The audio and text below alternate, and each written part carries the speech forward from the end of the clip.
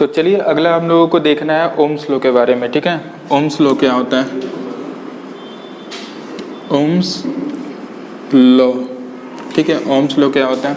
Ohm's law से पहले हम लोग कुछ इलेक्ट्रॉनिक अप्लायंसेस को देख लेते हैं, ठीक है, क्या क्या होता है। जैसे अगर इस तरह का सिंबल दिया हुआ है तो इसको हम लोग क्या बोलते थे? बल्ब बोलते थे। क्लियर है ये चीज़? अगर ऐसा दिया हुआ है तो ये सेल कहलाता था। अगर ऐसा दिया हुआ है तो ये ग्रुप ऑफ सेल कहलाता था, ग्रुप ऑफ सेल्स कहलाता था, और जिसको क्या बोल देते थे हम लोग? बैटरी बोल देते थे। क्या ये क्लियर है? अगर ऐसा सिंबल दिया हुआ है तो ये क्या कहलाता था? रजिस्टर कहलाता था। क्लियर है ये चीज़? अगर सिंबल ऐसा कुछ दिया हुआ है तो ये क्या कहलाता था? रियोस्टैट कहलाता था, जिसको क्या बोलते हैं हम लोग? Variable resistance.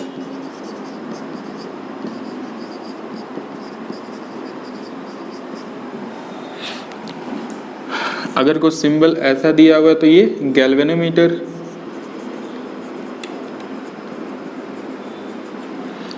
ऐसा है अगर तो ये ammeter.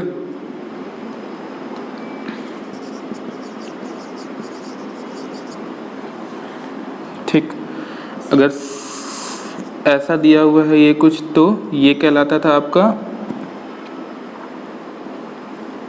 Open switch. Open switch को और एक तरीके से हम लोग बना सकते हैं ऐसा, ठीक है। क्लोज स्विच कैसा रहता था? अगर ऐसा कुछ दिया हुआ है तो ये क्लोज स्विच होता था। क्लोज स्विच को और एक तरीके से हम लोग बुला सकते हैं,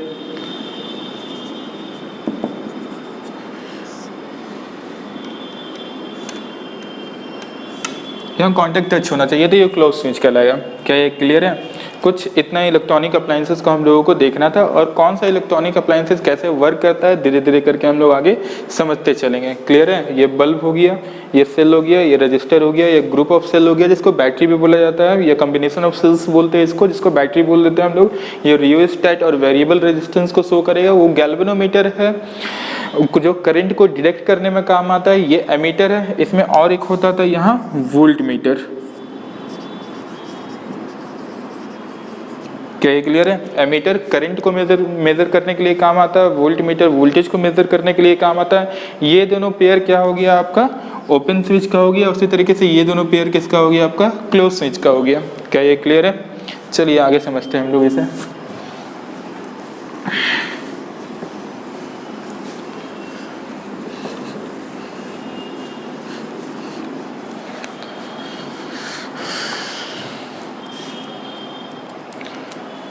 ओम्स लॉ क्या बोलता है, ठीक है। तो ओम्स लॉ का डेफिनेशन क्या था इसे हम लोग समझते हैं। Eight constant temperature current flowing through the circuit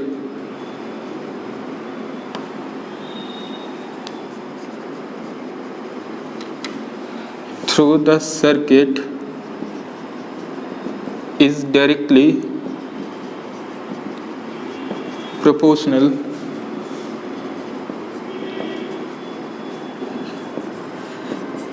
to the current following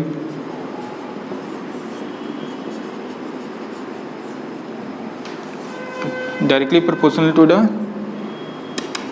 potential difference.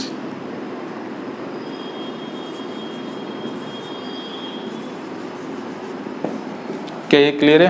क्या होता था? At constant temperature current flowing through the circuit is directly proportional to the potential difference across the resistor. आया समझ में? यहाँ पे एक criteria क्या होता है, जो भी हम लोग बात करेंगे कहाँ बात करेंगे? कांस्टेंट टेम्परेचर के लिए बात करेंगे, ठीक है। तो कांस्टेंट टेम्परेचर पे जो भी करंट फ्लो कर रहा होगा कहाँ से? सर्किट से, ठीक है। Current flowing through the circuit is directly proportional to the potential difference applied across the potential difference applied across the circuit। क्या ये क्लियर है? मान लेते हैं एक सर्किट कुछ ऐसा रहा होगा, ध्यान दीजिएगा इधर क्लोज सर्किट हम लोग एज्यूम करते हैं।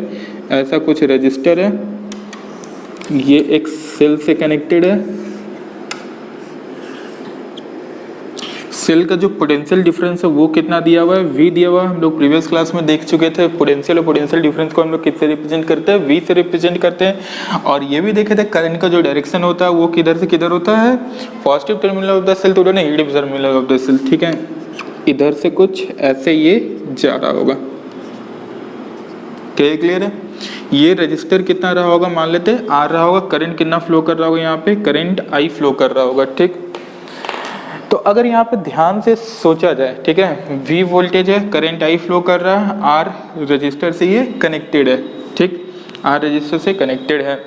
तो ओम्स लॉ के द्वारा ये बोला गया था जो भी करंट फ्लो कर रहा होगा सर्किट में, करंट कितना फ्लो कर रहा है, I is directly proportional to the potential difference applied across the circuit. यही ना, करंट जो भी फ्लो कर रहा होगा I is directly proportional to the potential difference applied across the circuit. एक काम करते हैं, इस वाले इक्वेशन को ऐसे लिखा गया, ठीक है, according to Ohm's law V is directly proportional to I।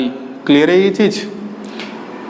अब ये प्रोपोर्शनलिटी के साइन को यहाँ से हटाएंगे तो किसी कांस्टेंट को लगाएंगे। जैसे कि हम लोग जानते हैं जब भी प्रोपोर्शनलिटी का साइन हटेगा तो यहाँ से हम कांस्टेंट बैठ रहा होगा, तो यहाँ क्या लिखेंगे, V is equals to R I, और इसको क्या लिख सकते हैं, V is equals to I R, जहाँ पे R क्या रहा होगा, कांस्टेंट रहा होगा।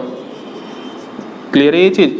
For constant temperature, for constant temperature, ये याद में रखने वाली बात है। ठीक है, R जो क्या होगा, कांस्टेंट होगा, कांस्टेंट टेम्परेचर के लिए। अब क्वेश्चन अराइज होता है R क्या है, R आपका रेजिस्टेंस है। ठीक है, रेजिस्टेंस होता क्या, प्रॉपर्टी, रेजिस्टेंस होता क्या, प्रॉपर्टी ऑफ रजिस्टर। ठीक है, प्रॉपर्टी होता है किसका, रजिस्टर का, विच अपोजेस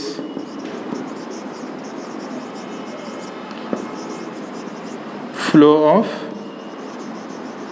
करंट। ठीक है, जो क्या अपोज करना चाहता है, फ्लो ऑफ करंट को अपोज करना चाहता है। क्या ये क्लियर है।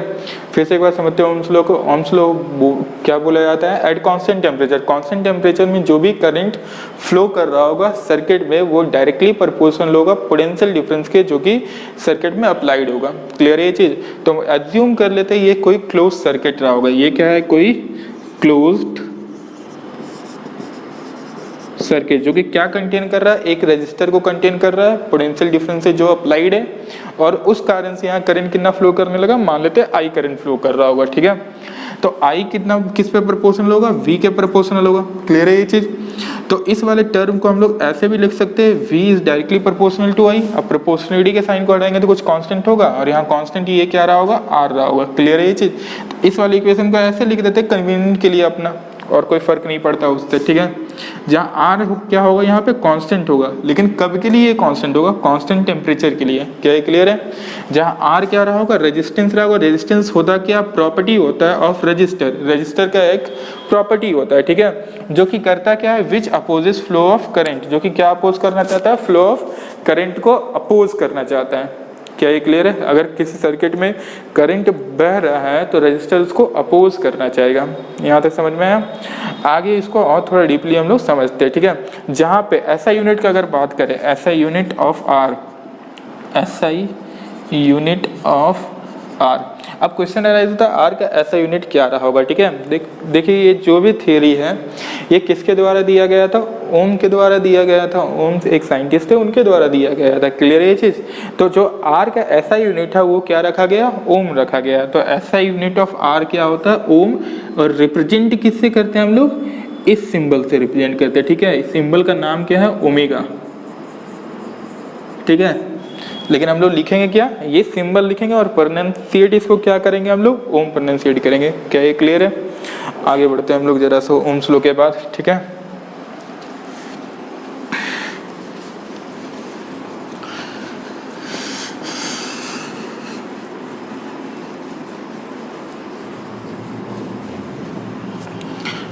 देखिए हम लोग को देखने को क्या मिला ओम्स लॉ के द्वारा, V is equals to IR। Finally तो यही आ रहा था। ठीक है, ओम्स लॉ के द्वारा देखने को क्या मिला, V is equals to I R देखने को मिला, ठीक है, जहाँ आर क्या होगा, कांस्टेंट होगा, और रजिस्टर इसको बोलते थे, ये होता क्या था, रजिस्टर, रजिस्टर, और रजिस्टर का प्रॉपर्टी रेजिस्टेंस, ठीक है। इस वाले इक्वेशन को ऐसे लिखा जा सकता है क्या, V by I is equals to R, ठीक है, और आर क्या है यहाँ पे, कांस्टेंट है, कांस्टेंट टेम्परेचर के लिए, ठीक है, ये हम लोगों को पता है। तो इसका अगर हम लोगों को ग्राफ प्लॉट करना है तो क्वेश्चन अराइज होता है इसका ग्राफ कैसे प्लॉट कर सकते हैं, ठीक है, ओम्स लॉ का ग्राफ क्या होता है, ठीक। तो ओम्स लॉ का ग्राफ क्या होता है, इधर देखिएगा,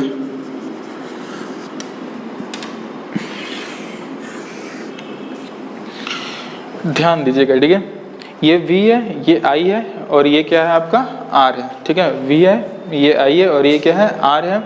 मान लेते हैं इस वाले में क्या रहा होगा, ये जो y एक्सेस है इसमें V रहा होगा, और ये जो x एक्सेस है इसमें क्या रहा होगा, I का फ्लोटेशन रहा होगा, इस वाले में V का फ्लोटेशन और इस वाले में I का फ्लोटेशन, ठीक है, यहाँ तक समझ में आ रहा है। अब V बाई आई का जो रेशियो होगा वो क्या होगा, आपका R होगा, ठीक है। तो जो ओम्स लॉ का ग्राफ निकल के आता है वो कैसा आता है, एक स्ट्रेट लाइन सिंपल, जो कि कहाँ से पास कर रहा होगा, ओरिजिन से पास कर रहा होगा। अभी के केस के लिए आप लोग 10th में समझ सकते हैं कहाँ से पास कर रहा होगा, ओरिजिन से। क्या ये क्लियर है, ऐसा कुछ ग्राफ देखने को मिला, क्लियर है ये चीज़। अब मान लीजिए हम पूछे, बताइए इसका स्लोप कितना आ रहा होगा, ये स्लोप फाइंड करना है। इस वाले चीज़ को तो स्लोप बोलते थे, क्लास 9th में भी इस टाइप का हम लोग बहुत सारा ग्राफ देख चुके थे। इसको क्या बोलते हैं हम लोग, स्लोप बोलते हैं, ठीक है। तो अगर स्लोप फाइंड करना है तो स्लोप फाइंड करने का तरीका क्या क्या होता था, ठीक है। पहला तरीका क्या होता है स्लोप फाइंड करना है, तो हम लोग यहाँ से टेन थीटा को फाइंड कर ले, ये वाला चीज़ थीटा होगा जो, ठीक है। टेन थीटा क्या होता है, परपेंडिकुलर बाई बेस होता है। पहला चीज़ ये बोल सकते हैं टेन थीटा क्या होगा, परपेंडिकुलर बाई बेस, ठीक। तो परपेंडिकुलर क्या है आपका, ये V है। मान लीजिए ना जब करंट कितना था, I1 था, तो वोल्टेज इसका कितना मिला हम लोग को, V1 मिला, और करंट पहुंच के कितना हो गया आपका, I2 हो गया, तो यहाँ पे कितना मिल रहा है, V2 मिल रहा है। तो एक्चुअली हम पूछे I1 और I2 के बीच में इसका स्लोप कितना आ रहा होगा, तो कुछ ये देखने को मिल रहा है हम लोग को स्लोप। क्या ये क्लियर है, ये एंगल थीटा होगा, और ये वाला एंगल क्या हो रहा होगा, इक्वल हो रहा होगा। यहाँ तक समझ में आ रहा होगा। तो अगर हम लोग बोले कि ये वाला कोऑर्डिनेट फाइंड कीजिए जरा सा, तो ये वाला कोऑर्डिनेट हम लोग कैसे फाइंड कर सकते हैं, ध्यान दीजिएगा। तो ये कोऑर्डिनेट आपका क्या रहा होगा, I1, V1, और ये वाला कोऑर्डिनेट कितना रहा होगा आपका, I2, V2। क्या ये क्लियर है। तो अगर हम लोगों को परपेंडिकुलर बेस करना है तो इसका परपेंडिकुलर क्या आ रहा होगा, ये पूरा कितना है, V1, और ये पूरा कितना है आपका, V2, ठीक है। तो ये इतना पोर्शन जो रहा होगा, ये कितना आ रहा होगा, इतने में से इतने को माइनस कर देंगे, और ये क्या आएगा, V2 माइनस V1, यही कुछ आ रहा होगा ना। तो हम लोग को पता चल गया ये V2 माइनस V1 आ जा रहा होगा, डिवाइडेड बाई, अगर ये वाले पोर्शन को पता करना है तो हम लोग को दिख रहा है यहाँ पे, ये पूरा कितना है, I2 है, ये पूरा कितना है, I1 है, ठीक है, ये पूरा I1 है, और निकालना कितना पोर्शन है, इतना पोर्शन हम लोग को निकालना है। तो ये वाला पोर्शन क्या आ रहा होगा, इस पूरे I2 से इस I1 को माइनस कर देंगे हम लोग, तो ये क्या नजर आएगा हम लोग को, I2 माइनस I1, ठीक है, डिवाइडेड बाई क्या कर सकते हैं, बेस क्या होगा, I2 माइनस I1। तो एक्चुअली ये है क्या, चेंज है वोल्टेज का डिवाइडेड बाय उसी के करस्पॉन्डेंस करंट का चेंज है, ये क्लियर है ये चीज़। तो इस वाली चीज़ को हम लोग ऐसे भी लिख सकते हैं, delta V by delta I, और डेल्टा किसको शो करता है, यहाँ पे चेंज को शो करता है, ठीक है। इस वाली चीज़ को ऐसे भी लिख सकते हैं। और हम लोग को यहाँ से देखने को मिल गया, हम लोग को बाई ओम्स लॉ क्या पता है, V बाई आई क्या होता है, रेजिस्टेंस होता है, ठीक है। ये हम लोगों ने ओम्स लॉ में अभी कुछ देर पहले पढ़ा था। तो इसको हम लोग क्या बोल सकते हैं, रेजिस्टेंस भी बोल सकते हैं। तो एक्चुअली यहाँ समझने वाला बात क्या है, अगर कोई ग्राफ दिया हुआ है ओम्स लॉ का, ठीक है, कोई ग्राफ किसका दिया हुआ है, ओम्स लॉ का, तो उसका VI प्लोटेशन, अगर उसका VI प्लोटेशन करते हैं जहाँ पे V कहाँ होता है, Y एक्सेस में, और I कहाँ होता है, X एक्सेस में, ठीक है। तो उसका अगर स्लोप फाइंड किया जाए, ध्यान रखने वाला बात ये होता है कि V कहाँ होना चाहिए, Y एक्सेस में, और यहाँ पे X एक्सेस में क्या होना चाहिए, I होना चाहिए, ठीक है। तब जब उसका जो स्लोप आ रहा होगा, ठीक है, और स्लोप किधर से आ रहा होगा, X एक्सेस से, ये वाला स्लोप, ठीक है, ये वाला एंगल जो आ रहा होगा एक्चुअली, ठीक है, वो क्या दे रहा होगा, रेजिस्टेंस दे रहा होगा। क्योंकि अभी हम लोगों ने देख लिया ये कि जो स्लोप है वो कैसे फाइंड कर सकते हैं हम लोग, टेन थीटा के हेल्प से फाइंड कर सकते हैं। टेन थीटा क्या होता है, परपेंडिकुलर बाई बेस होता है। परपेंडिकुलर अगर हम लोगों को मानना है तो हम लोग मान चुके थे I1 कोऑर्डिनेट पे इसका वोल्टेज कितना जा रहा होगा, V1 का जा रहा होगा, और I2 कोऑर्डिनेट पे इसका वोल्टेज कितना जा रहा होगा, V2 का जा रहा होगा। क्लियर है ये चीज? तो दो कोऑर्डिनेट मिल गया, I1 V1 और यहाँ पे I1 V2। क्लियर है ये चीज? तो अगर हम लोग को स्लोप निकालना है I1 और I2 के बीच का कितना आ रहा होगा, जो कि और देखा जाए तो ये वाला जो एंगल है वही एंगल ये भी आ रहा होगा। क्लियर है ना ये चीज? ठीक है, तो अगर ये वाला हम लोग को परपेंडिकुलर फाइंड करना है तो ये परपेंडिकुलर कैसे फाइंड कर सकते हैं हम लोग, इतने में से इतने को हटा दे तो ये वाला चीज मिल जाना है। ये पूरा कितना है, V2 में से V1 को अगर माइनस हम लोग कर दिए तो ये वाला चीज मिल गया, और इसी को हम लोग क्या बोल दिए थे, डेल्टा V बोल दिए थे। क्लियर है ये चीज? उसी तरीके से अगर हम लोग को बेस फाइंड करना है तो ये पूरा कितना I2 में से अगर हम लोग I1 को माइनस कर देंगे तो ये वाला चीज निकल जाएगा, और इस वाले को हम लोग क्या बोल दिए थे, डेल्टा I बोल दिए थे। तो delta V by delta I अगर हम लोग कर दे रहे तो यहाँ से क्या पता चल जाएगा हम लोगों को, रेजिस्टेंस पता चल जाएगा। और इनडायरेक्ट वे में स्लोप, जो स्लोप होता है ओम्स लॉ का, ठीक है, अगर उसका ग्राफ VI का प्लॉट कर रहे हैं जहां V होगा Y एक्सेस में, I होगा X एक्सेस में, तो वो क्या देगा, आपका रेजिस्टेंस देगा। क्या ये क्लियर है यहाँ तक? और ये कहां से हम लोग को देखने को मिला, ओम्स लॉ से देखने को मिला। ठीक है, इस ग्राफ को पूरे डिटेल्ड में अच्छे से नोट डाउन कर ले, ठीक है, फिर आगे बढ़ेंगे, क्योंकि इस ग्राफ से बहुत सारा क्वेश्चन पूछा जाता है। ठीक है,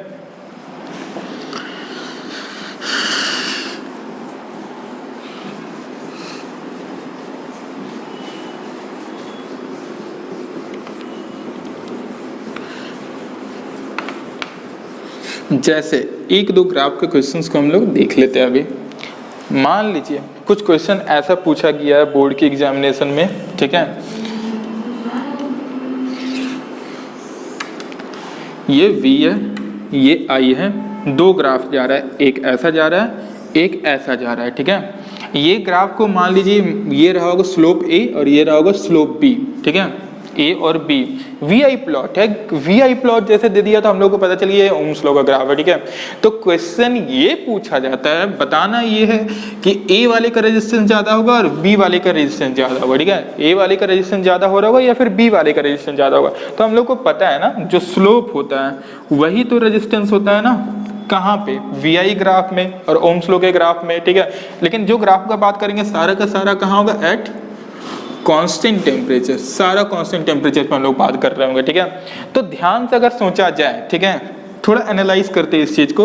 जो स्लोप है, स्लोप कैसे फाइंड कर सकते हैं हम लोग, टेन थीटा के हेल्प से फाइंड कर सकते हैं। ठीक है, और टेन थीटा स्लोप ही क्या देता है हम लोग को, R देता है। एक्चुअली रेजिस्टेंस फाइंड करना ना क्वेश्चन में, कौन बड़ा होगा रेजिस्टेंस, A वाला बड़ा होगा रेजिस्टेंस या B वाला बड़ा होगा रेजिस्टेंस, क्वेश्चन ये है। ठीक है, तो ध्यान से अगर सोचा जाए तो स्लोप कैसे फाइंड कर सकते हैं हम लोग, टेन थीटा की हेल्प से फाइंड कर सकते हैं, और स्लोप ही क्या दे रहा होगा, रेजिस्टेंस दे रहा होगा। ठीक है, तो अगर सोचिए इस चीज को, टेन थीटा मान लीजिए यहाँ पे थीटा है, ठीक है, और यहाँ पे क्या दिया हुआ है आपका, टेन थीटा का वैल्यूज है।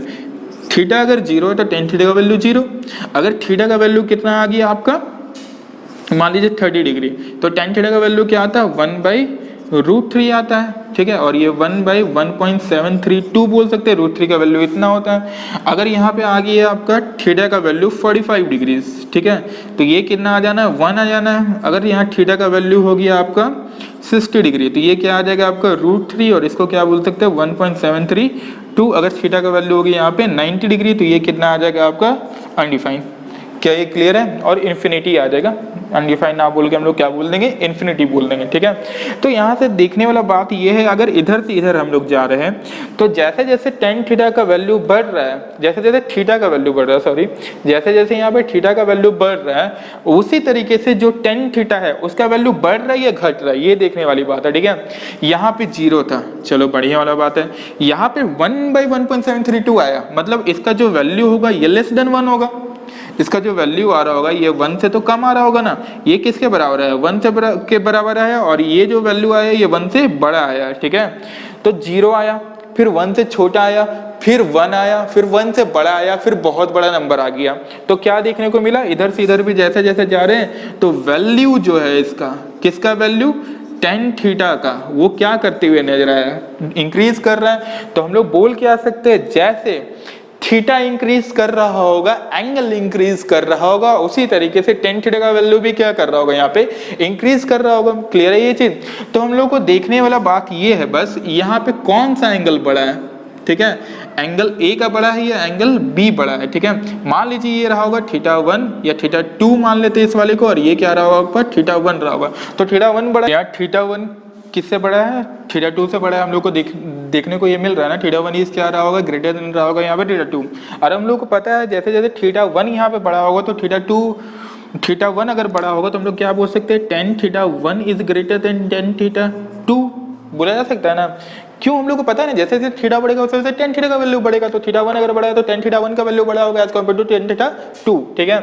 तो अगर टेन थीटा 1 का वैल्यू पता है तो हम बोल सकते हैं स्लोप जो रहा होगा किसका, स्लोप ऑफ ये थीटा 1 किसका था, एंगल ए का था, A is greater than slope of B. अगर स्लोप ऑफ ए बड़ा है स्लोप ऑफ बी से, तो जिसका स्लोप बड़ा होगा उसका रेजिस्टेंस ज्यादा होगा, क्योंकि हम लोग को पता है स्लोप किसके बराबर होता है, रेजिस्टेंस के बराबर होता है। वी आई के ग्राफ में अगर वी कहाँ है, वाई एक्सिस में, और आई कहाँ है, एक्स एक्सिस में। क्लियर है ये चीज? तो रेजिस्टेंस ऑफ ए जो रहेगा ये ग्रेटर रहेगा किससे, रेजिस्टेंस ऑफ बी से। क्या ये क्लियर है? मतलब ए का रेजिस्टेंस ज्यादा होगा बी के कंपैरिजन में। इस टाइप का क्वेश्चन पूछा जाता है, ठीक है। इस क्वेश्चन को ट्विस्ट भी कर सकते हैं हम लोग, ठीक है। ध्यान दीजिएगा कैसे ट्विस्ट कर सकते हैं इस वाले को। सेम क्वेश्चन है, सारा कुछ सेम है, बस वी आई का जो फ्लोटेशन है वो थोड़ा सा चेंज करते हैं और इंटरचेंज करते हैं एक दूसरे से, ठीक है। आई को वाई एक्सिस में डाल देते हैं और यहाँ पे वी को एक्स एक्सिस में डाल देते हैं, ठीक है। अब क्वेश्चन आता है कि जो रजिस्टर होगा, क्वेश्चन सेम है, जो रेजिस्टेंस रहा होगा ए का वो ज्यादा होगा या बी का जो रेजिस्टेंस वो ज्यादा होगा, ठीक है। तो जैसे ही इस वाले को चेंज करेंगे, ठीक है, तो जो स्लोप लेने का तरीका है वो भी चेंज कर जाएगा। मतलब जो स्लोप हम लोग एक्स एक्सिस से मेजर कर रहे थे या एंगल जो एक्स एक्सिस से मेजर कर रहे थे, अब हम लोग कहां से मेजर करेंगे उसको, वाई एक्सिस से मेजर करेंगे, ठीक है। अब वाई एक्सिस से कैसे मेजर करेंगे तो ध्यान दीजिएगा, यहाँ पे सेम क्वेश्चन है, थोड़ा सा इसको इरेज करके फ्रेश फिगर बना लेते हैं हम लोग।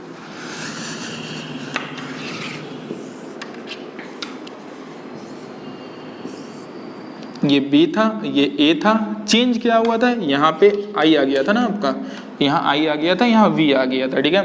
तो अब जो स्लोप देखना है, हम लोग स्लोप कहाँ से देखेंगे, यहाँ से देखेंगे, ठीक है। ये थीटा 1 था और ये थीटा 2 था। अब किसका एंगल बड़ा हो गया, अब यहाँ पे थीटा 2 बड़ा हो गया। अगर जैसे ही थीटा 2 बड़ा हुआ होगा इस क्वेश्चन के लिए, ठीक है, इस क्वेश्चन के लिए हम लोग क्या देख सकते हैं, इस वाली चीज को हम इरेज करते लिख लीजिएगा आप लोग।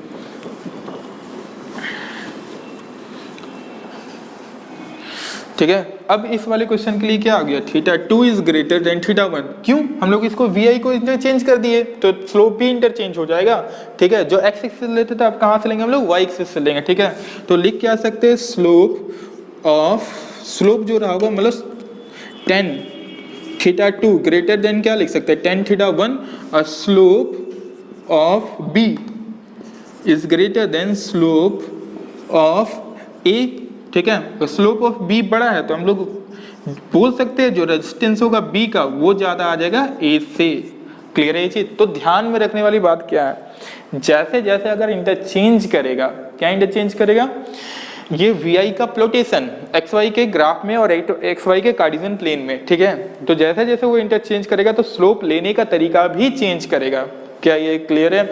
अगर v कहाँ है आपका y एक्सिस में और i कहाँ है x एक्सिस में, तो स्लोप हम लोग कहाँ से लेंगे या एंगल हम लोग कहाँ से लेंगे, वो लेंगे x एक्सिस से। लेकिन अगर वो इंटरचेंज कर जाए और i कहाँ चला जाए, y एक्सिस में, और v कहाँ चला जाए आपका x एक्सिस में, तो स्लोप लेने का तरीका कहाँ से आ जाएगा, y एक्सिस से आ जाएगा, वो भी इंटरचेंज कर जाएगा।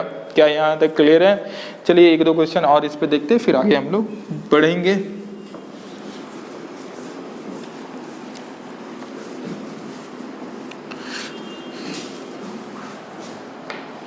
जैसे हम क्या बोल दिए, ठीक है, जब करंट कितना था 5, तो यहाँ पे क्या मिल रहा है हम लोग को, 5 एम्पेयर था, तो यहाँ वोल्टेज मिला मान लीजिए 10 एम्पेयर का, ठीक है। जब करंट कितना हो गया आपका 10 एम्पेयर, तो कितना मिल गया हम लोग को यहाँ पे वोल्टेज 15 वोल्टेज का, ठीक है। ये वोल्ट रहा होगा और ये करंट का एम्पेयर रहा होगा। क्लियर है ये चीज? तो अगर ध्यान से देखा जाए तो ये वाला कोऑर्डिनेट क्या रहा होगा आपका 5,10 और ये वाला कोऑर्डिनेट क्या होगा आपका 10,15, ठीक है। तो हम लोग को पता है स्लोप निकालना है, तो स्लोप निकालने का तरीका हम लोग को पता है, तो v2 माइनस v1 कर सकते हैं divided by i2 minus i1 कर सकते हो। तो v2 कितना दिया हुआ है यहाँ पे, किसी को v2 किसी को v1 मानना है मान सकते हो, कोई फर्क उससे नहीं पड़ता। इसको v1 इसको अगर आपको मानना है i1 v1, इसको मानना है i2 v2 तो मानिए, या फिर इसको मानना है आपका i2 v2, इसको मानना है i1 v1 तो मानिए, कोई फर्क नहीं पड़ता उससे, ठीक है। किसी को भी कुछ मान सकते हैं। तो हम लोग इसको कंसिडर कर ले रहे 2 वाला रहा होगा, ठीक है। तो क्या आ जाएगा ये आपका i2 v2, ये क्या आ गया आपका i1 v1। क्लियर है ये चीज। तो अगर हम माइनस करते हैं v2 माइनस v1 तो क्या दिखेगा हम लोग को 15 माइनस 10 डिवाइडेड बाई यहाँ पे 10 माइनस 5। क्लियर है ये चीज। ये कितना आ जा रहा है आपका 5 अपॉन ये कितना आ जा रहा है 5, कैंसिल आउट हो गया, ये कितना आ गया 1। तो जो स्लोप आया वो कितना आया 1, मतलब रेजिस्टेंस कितना आ गया यहाँ पे 1 ओम आ गया होगा। क्लियर है ये चीज। छोटा छोटा क्वेश्चन था ये सारा, ठीक है।